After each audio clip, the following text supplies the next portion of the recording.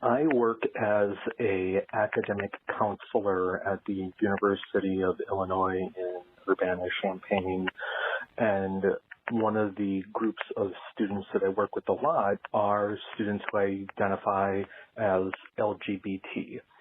During one of my meetings with a LGBT identifying student, they were mentioning how they were having a hard time finding entertainment options that they thought directly would represent who they were and how they were within the LGBT community. After having a few other conversations with this student, I mentioned that they should check out professional wrestling. The student was very hesitant at first, and I explained that, there had been some issues historically with professional wrestling when it comes to LGBT wrestlers. It had gotten a lot better.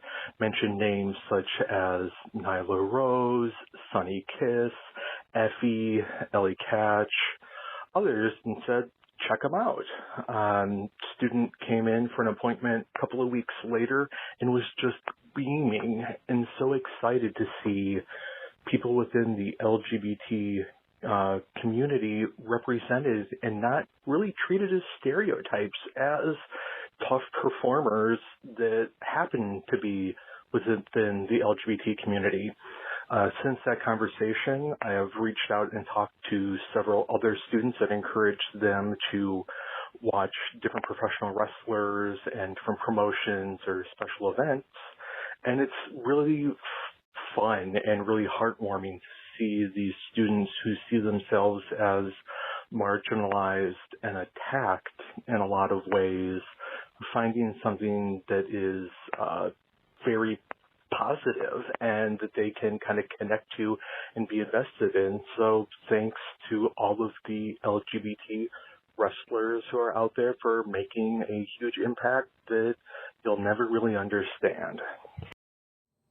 Could you imagine this same call 30 years ago from this guy with the same job recommending professional wrestling as a safe place for people in the LGBTQ community?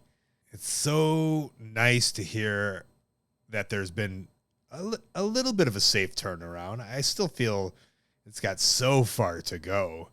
But the idea that there could be somebody in a group like that who's looking for entertainment and you say professional wrestling, and I love that this person goes on the internet, clicks in Effie, and just finds a fucking superhero, because that's what Effie is. And Effie should be a billionaire, I think. I'm just one man. I don't have the control of any company or funds to it. But Effie for president of wrestling, I'll say that. And just because of situations like this. I mean, and Allie, and Sunny, and Nyla, and Bowens, and, everybody. This was a nice slice of life call. These things are really happening in life. There's people at school. There's people with troubles. There's people in communities who feel like they don't belong somehow.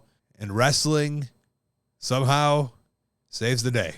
Remember when you found wrestling and it was the greatest? Now put yourself in these people's shoes and feel the joy when you think there's nothing for you. And Sunny Kiss is just doing a TikTok dance at you.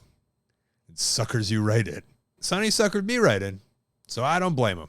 Hey, thanks for watching. That call was part of a whole podcast called Wrestling Anonymous. Listen to the whole thing weekly. Wherever you listen to your podcast, go subscribe. And while you're at it, subscribe right here on YouTube to Colt Cabana's channel. Thank you.